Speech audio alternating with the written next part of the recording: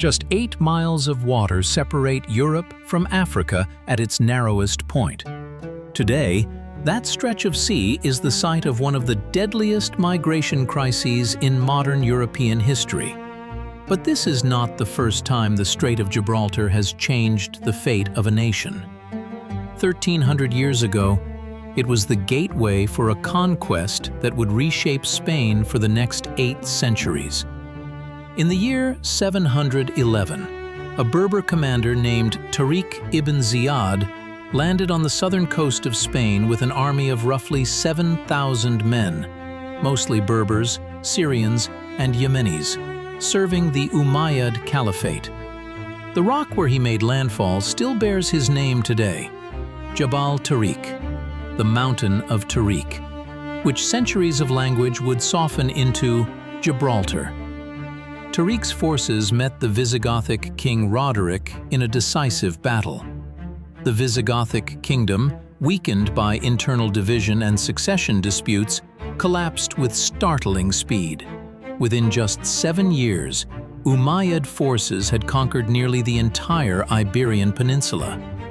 The Christian Visigothic nobility that had ruled Spain for 2 centuries was swept aside almost overnight. It is one of history's most dramatic reversals. An empire that had stood since the fall of Rome, undone in less than a decade. What followed was not simple conquest, it was transformation. The new rulers called their territory Al-Andalus, and its capital, Córdoba, became one of the largest, wealthiest, and most learned cities on earth. Scholars, poets, and scientists, Muslim, Christian, and Jewish, worked side by side, translating Greek philosophy, advancing mathematics and astronomy, centuries ahead of much of the rest of Europe. That golden age lasted for centuries, but it did not last forever. Slowly, Christian kingdoms in the north began pushing south in what came to be called the Reconquista. The very last stronghold of Moorish rule was Granada, and its final symbol still stands today, the Alhambra, a palace of extraordinary beauty built even as its ruler's power was already fading. In 1492, the same year Columbus set sail, Granada fell, and 8 centuries of Islamic rule in Spain came to an end. But geography does not forget. The strait that once carried Tariq's army has never stopped being a crossing point between 2 continents, 2 faiths, 2 futures. Which brings us to today. Ceuta, a small Spanish enclave on the North African coast just across from Gibraltar, has once again become a flashpoint.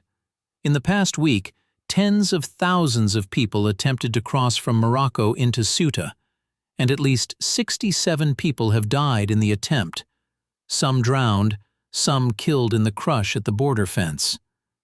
This is not an invasion in the historical sense.